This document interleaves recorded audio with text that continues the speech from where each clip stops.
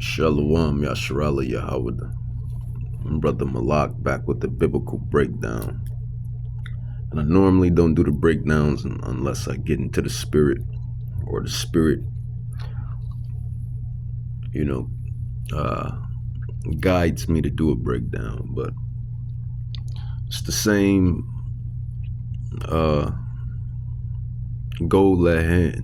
It's the same goal at hand. The same goal is to master the flesh the best way you can, and to keep the faith of Yahweh Shai HaMashiach. That's really what's at play, to master the flesh the best way you can, and to keep the faith of Yahweh Shai HaMashiach, to eventually be restored. Proverbs chapter 24 verse 16, it says, for a just man, or even woman for that matter, but more so, for a just man falls 7 times and rise up again, but the wicked shall fall into mischief. So a just man is going to go through all of the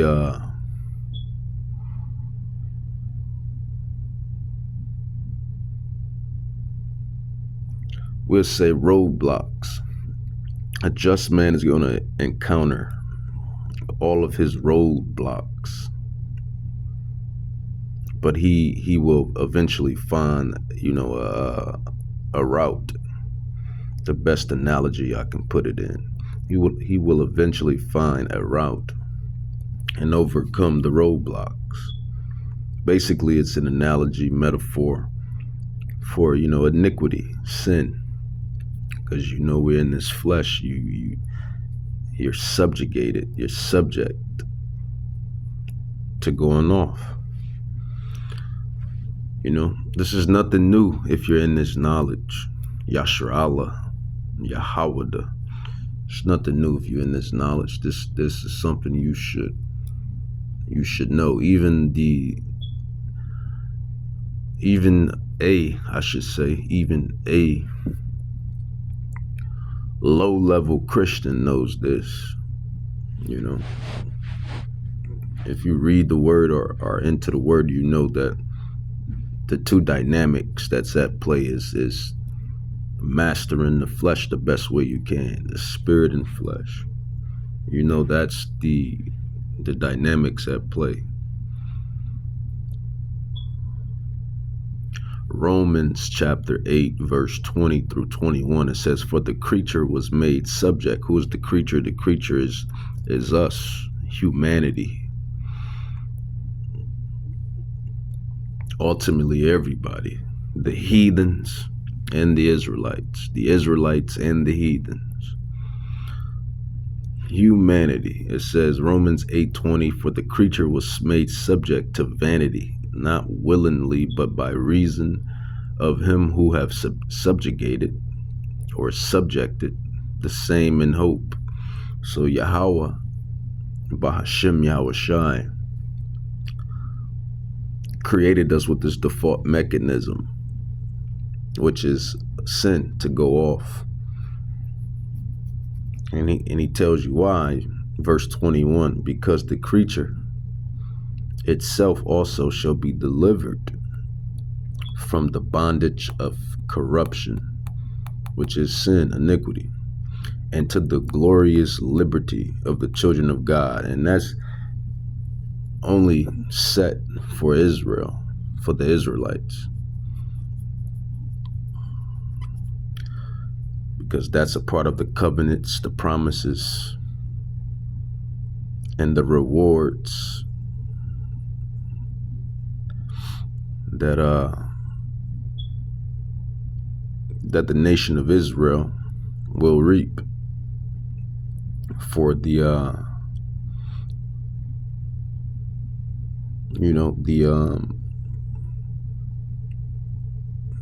the hardships, the atrocities, the trials, the tribulations that we face, not only from this era but all the way back then. This was promised unto Jacob and what his seed would face throughout the eras and times until the second coming. That's really what it is.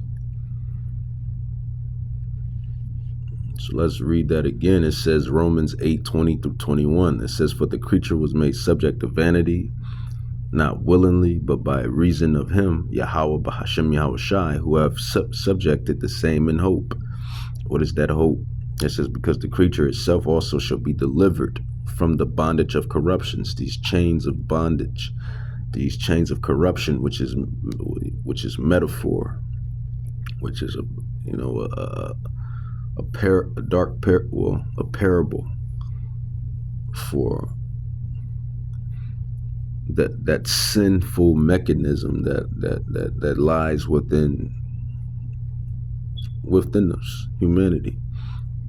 The fall of the Adamites, the fall of Adam. And it says, because the creature itself also shall be delivered from the bondage of corruption into the glorious liberty of the children of God. And what is that? 1 Corinthians 15:51 on down. It says, Salak, it says, behold, I show you a mystery. We should not all sleep, which means die. Why do we die? Because of iniquity, because of sin. It tells you in other prophecies,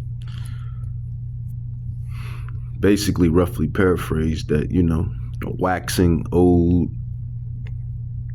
and dying off was never in the plans for Israel.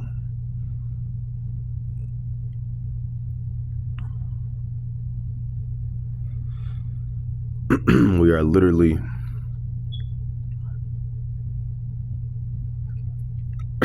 gods amongst the earth, according to Psalms 82:6, John 10:34.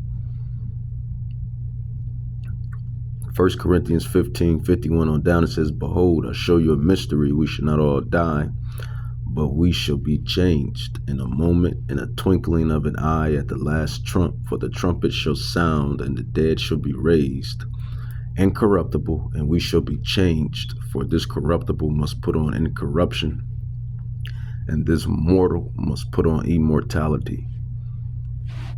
So this is only for the nation of Israel. Someone that's looking into this will say, how come Israel, or the Israelites, how come they are the only ones that's going to, get this immortality and to be gods amongst the earth? Because this is all part of the birthright. This is all part of the birthright and the promises and the covenants that was given unto Abraham, Isaac, Jacob, and the 12 tribes and the offspring. That's why. It says, so when this corruptible shall have put on incorruption, and this mortal shall have put on immortality, then shall be brought to pass the saying that is written, death is swallowed up into victory.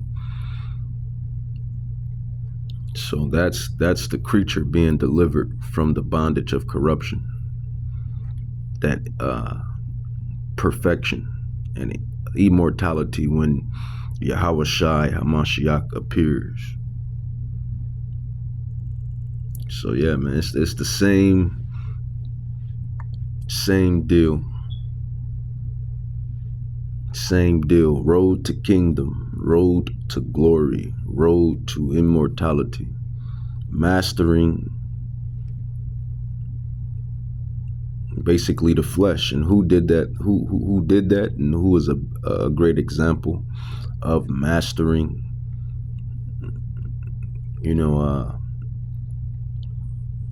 These chains of corruption. The flesh, well, Yahweh Shai HaMashiach, the one they ignorantly call Christ Jesus. Yahweh Shai HaMashiach. He is the great example. He is the great example. You know, that's why he's so revered. That's why he's so renowned, because he's the first spirit of many created, and he is the blueprint. He's the blueprint for the nation of Israel, first and foremost, because he's from the stock of Israel, according to Revelations 5:5. And his people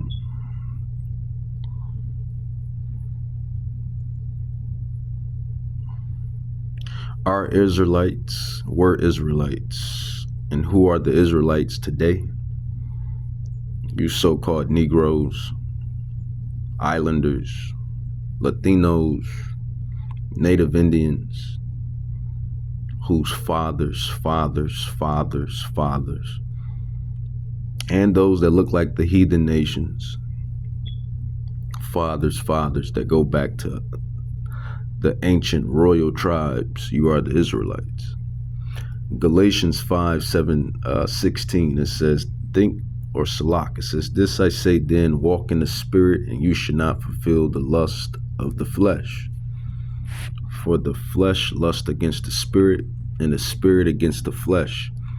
And these are contrary, that one to the other, so that you cannot do the things that you would.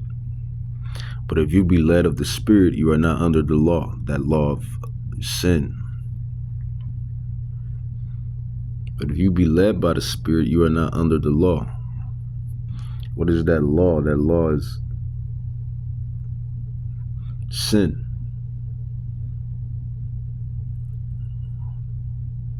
Because you're working in the spirit. But if you be led of the spirit, you are not under the law. Now the works of that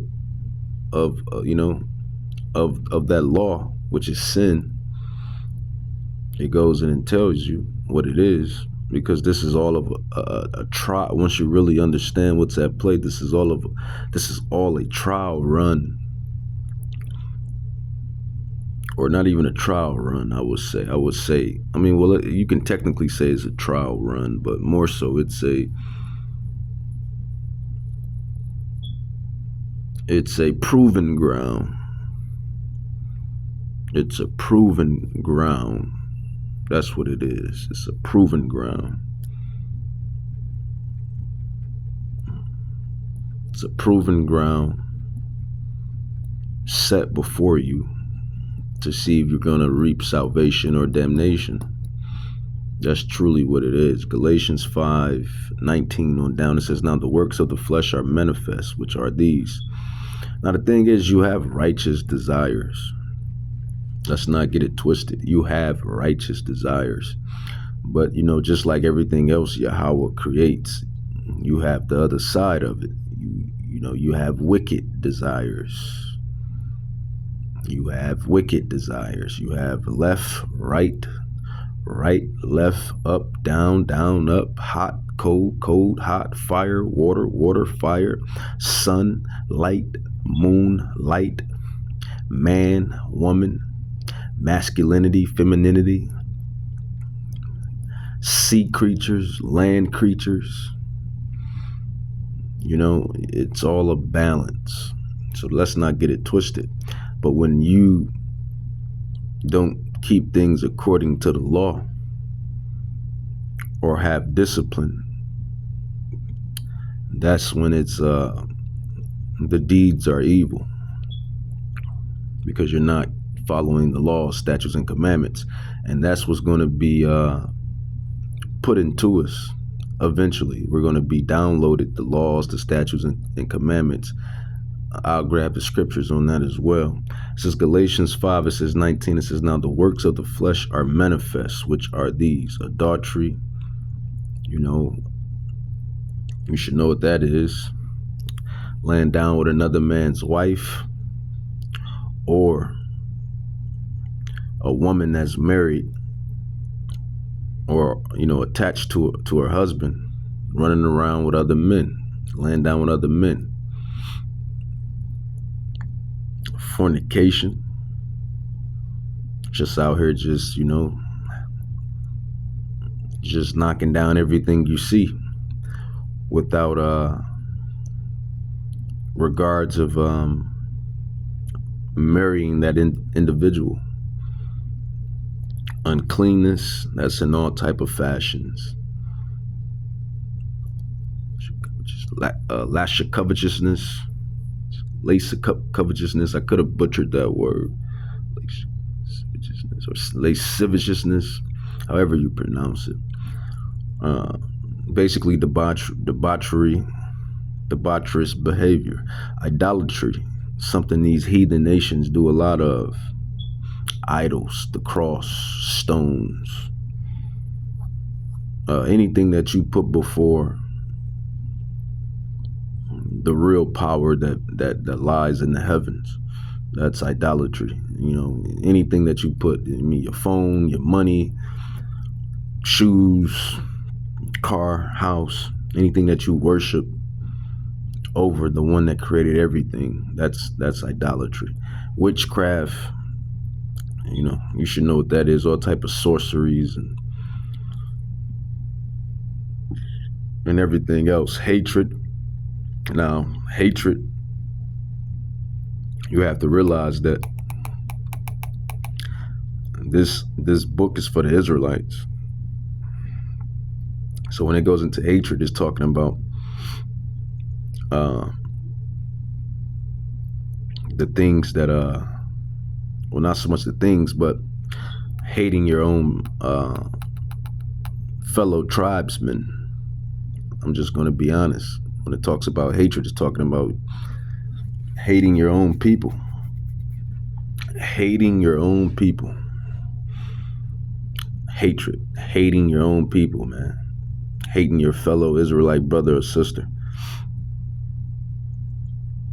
Variance, emulations, wrath, strife, seditions, heresies, envyings, murders, drunkenness, revelings, and such like, of the which I tell you before, as I have also told you in times past, that they which do such things shall not inherit the kingdom of Yahweh. So that's what it is, man. It's mastering the flesh, mastering this trial runs. That's what it's really. That's what Salak. That's what it's really about. Mastering this trial run. And if you really know, like I said, if you really know these scriptures, if you're really deep inside the book, you'll know that this really pertains to the Israelites. And I gave you an example.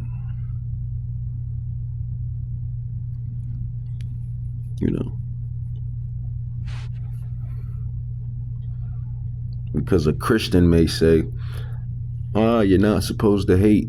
That's what a Christian may say, right? But God hates, or whom they ignorantly call God, he hates. So, he has a hatred for sin. Christianity, they teach Yahweh hates the sin, not the sinner. And that's a lie. He hates it all. He hates wickedness. He even hates a specific nation on the earth. How about that? So that's the thing, man. This thing gets real deep if once you really dig into it. And you may ask why? Because that, like we always say, man, that specific nation that was created to be the border of wickedness has really did a number upon the earth and on the nations, upon the people. It says Galatians 5:22. It says, but the fruit of the Spirit is love, joy, peace, long suffering, gentleness, goodness, faith, meekness, temperance. Against such there is no law. It says, and they that are of Hamashiachs have crucified the flesh with the affections and lust. And that's the masteries, or that's the process of mastering, or trying to master on this side. Because Hamashiach, he mastered this flesh. You know, as it states that he was enticed with everything that we have been enticed with, but he mastered it. That's why he's the perfect sacrifice, or was the perfect sacrifice. It says, if we live in the Spirit, let us also walk in the Spirit. Let us not be desirous of vain glory, provoking one another, envying one another. So when you really double down in this book, you really know what it's about. This is why we can, come at any scholar, or so-called scholar, so-called Bible scholar. This is why we can cut anyway, because we understand the prophecies of this book, our book, because it's Israel's book. It's just that simple.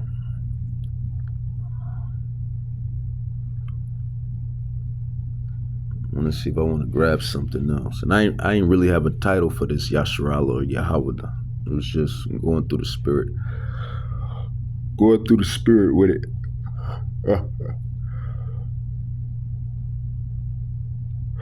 But you know what? I might just call it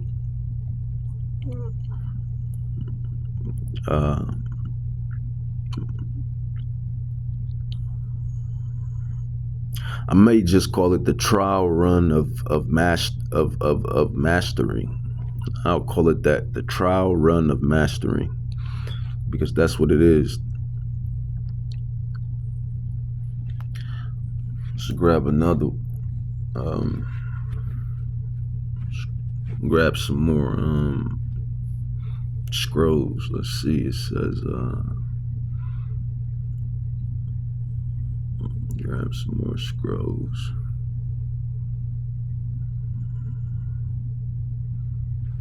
Romans 7. Paul writings is so marvelous, and we bring these same scriptures out, precepts out, because practice makes perfect. Repetition makes perfect. Practice makes perfect. Repetition makes perfect. Romans 7 verse 14, it says, for we know that the law is spiritual. That is the commandments that Yahweh has bestowed. Spiritual is good. It says, but I am carnal. We're flesh. We're in this flesh. Remember those chains of corruption. It says, soul under iniquity, the fall of the Adam, of Adam. This is for that which I do, I allow not. For what I would, that do I not. But what I hate, that do I. Even then I do that which I would not. I consent unto the law, that it is good. Now then it is no more I that do it, but sin, iniquity that dwells in me. For I know that in me, that is in my flesh, and then dwelling in the kingdom that promotes fleshly behavior doesn't make it no good or better anyway. So you're dealing with all of these odds, and then these devils that run this shitty society, they don't make it no better, because they promote and push iniquity upon the people. It says, for I know that in me, that is in me, or in my flesh, dwelleth no good thing, for to will is present with me, but how to perform that which is good I find not. For the good that I would, I do not, but the evil which I would not, that I do. Now if I do that I would not, it is no more I that do it, right? Because it's technically it's not you, but technically it is you. But it's more so that mechanism that's within the fall of man, humanity, which is sin. But sin that dwelleth in me, it says, I find in a law that when I would do good, evil is present with me. Right? You could do good a month straight, 2 months straight, a year straight, 30 years straight, and then boom, evil is present with you. You can go off. A righteous man falls 7 times, or a righteous woman for that matter. It says, for I delight in the law of God after the inward man. It says, but I see another law in my members, which is the flesh, warring against the law of my mind. It says, and bringing me into captivity to the law of sin, which is in my members. So what is sin? Sin is the transgression of the law, more specifically. But, sin is basically all of those wicked deeds that was mentioned in what was that mentioned in Galatians 5. So that's what's at play here, man. It's the mastery or mastering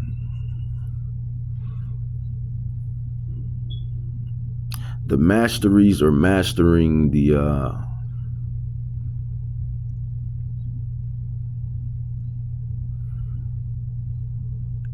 flesh, really.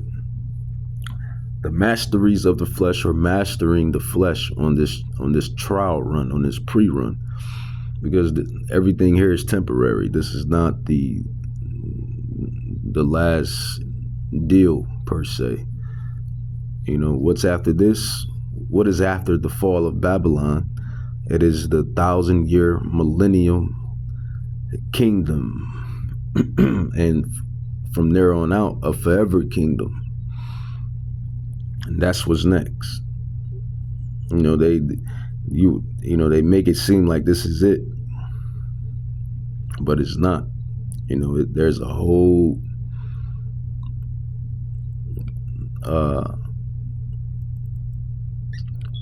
other world after this. Basically, it is the reign of Hamashiach Yahushai, a so-called black man from the tribe of Judah, Revelations 5:5, Hebrews 7:14, and he's going to put all of these demonic nations, according to Psalms 83:1-6, in subjection. And the co-heirs, which are the elect, are going to rule with him. That is what's coming. That is what's coming down the pike. That is what's at play. With that, I want to say, Kohalam La Yahweh Ba'Shem Yahushai Ba'Shem Rakak Kadash.